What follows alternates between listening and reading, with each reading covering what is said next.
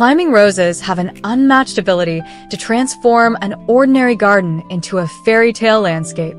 Whether draped elegantly over a rustic wooden trellis, climbing a grand stone pergola, or softening the harsh lines of a brick wall, these vigorous growers are show-stopping centerpieces. However, without proper care, a climbing rose can quickly transform from a graceful garden feature into a chaotic, impenetrable thicket of thorny branches with frustratingly few flowers. The secret to maintaining their structural beauty and ensuring an explosion of breathtaking blooms lies in one critical annual task: spring pruning. Many gardeners find the idea of pruning climbing roses intimidating, fearing they might accidentally cut the wrong branch and ruin the summer display. But once you understand the unique way these plants grow, pruning becomes a straightforward, rewarding ritual. Here is your essential, step-by-step guide to spring pruning techniques for outdoor climbing roses. Understanding the anatomy of a climbing rose. To prune effectively, you must first understand the anatomy of the plant. Unlike bush roses that grow in a rounded, self-supporting shrub, climbing roses produce two distinct types of branches, and treating them differently is the absolute key to success. First, there are the main canes or structural canes. These are the thick, long, vigorous branches that shoot directly from the base of the plant. They form the structural framework or skeleton of the rose. Second, there are the lateral canes or side shoots. These are the smaller, thinner branches that grow outward from the main canes. The lateral canes are the ones that actually produce the flowers. The entire goal of pruning a climbing rose is to protect and position the main canes while aggressively trimming the lateral canes to stimulate vigorous blooming. Timing is everything. Timing your pruning session correctly is vital for the overall health of the plant. For most climbing roses, the ideal time to prune is in late winter or early spring, just as the plant is waking up from its winter dormancy. You are looking for that brief, crucial window when the leaf buds begin to swell and turn pinkish red, but before the leaves have fully unfurled. Pruning at this stage allows you to clearly see the raw structure of the bare branches without foliage getting in the way, and the plant will quickly direct its renewed spring energy into healing the cuts and pushing out fresh growth. Preparation and proper tools. Before you make a single cut, ensure you are properly equipped. Climbing roses are notoriously thorny, so heavy-duty, puncture-resistant leather gauntlet gloves that cover your forearms are absolutely non-negotiable.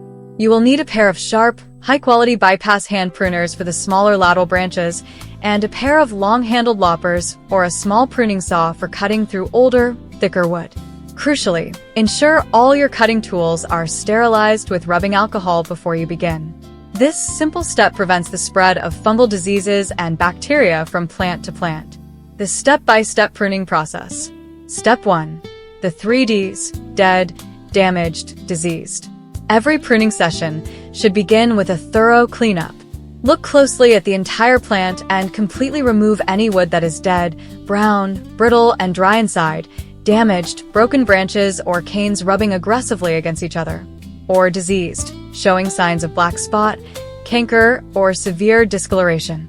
Cut these problematic canes all the way back to the base or to healthy, green wood. This immediately opens up the plant, improves air circulation, and prevents pests and diseases from taking hold in the warmer months. Step 2. Assessing and renewing the framework. Once the unhealthy wood is removed, step back and assess the main structural canes. A healthy climbing rose really only needs about 4 to 6 strong main canes to produce a magnificent display.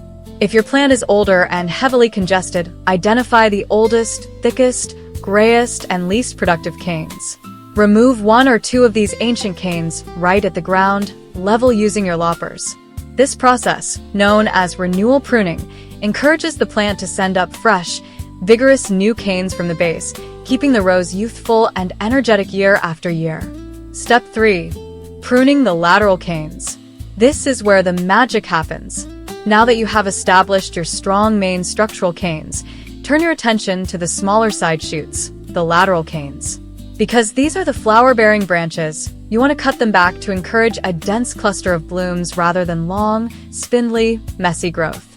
Follow each lateral cane out from the main trunk and cut it back so that only 2 or 3 healthy buds remain. usually leaving the shoot about 2 to 3 inches long. Make the cut at a 45-degree angle, about a quarter inch above an outward-facing bud.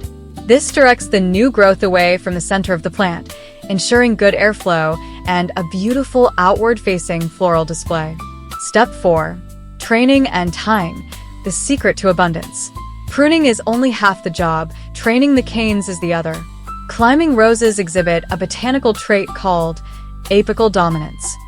This means that growth hormones naturally flow to the highest point of the branch. If a cane is left to grow straight up toward the sky, it will only produce flowers at the very tip, leaving you with bare, ugly stems at eye level. To trick the plant into blooming along the entire length of the cane, you must tie the main structural canes as horizontally as possible. Gently bend the long, flexible canes along your trellis, wall, or fence, and secure them at a 45 to 90-degree angle using soft garden twine or flexible plant ties. By bending the cane horizontally, you break the apical dominance, causing every single node along that branch to send up a new flowering lateral shoot straight up toward the sun. Conclusion: spring pruning and training might seem like a labor-intensive chore, but it is a deeply rewarding practice. By methodically removing deadwood, managing the structural canes, aggressively trimming the flowering laterals, and bending the branches horizontally, you are essentially sculpting the plant's future. The seemingly harsh cuts made in the crisp spring air will be generously rewarded.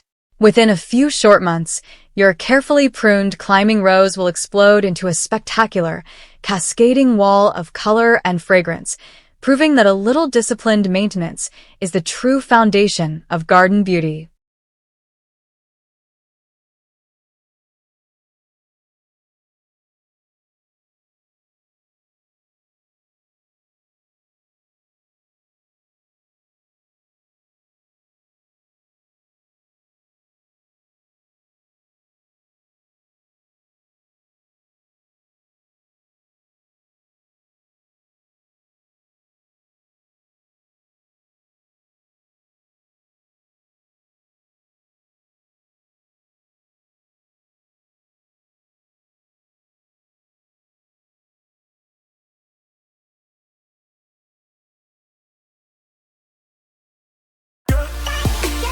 Thanks for watching. Please like, share and subscribe if you like videos like this. Thank you.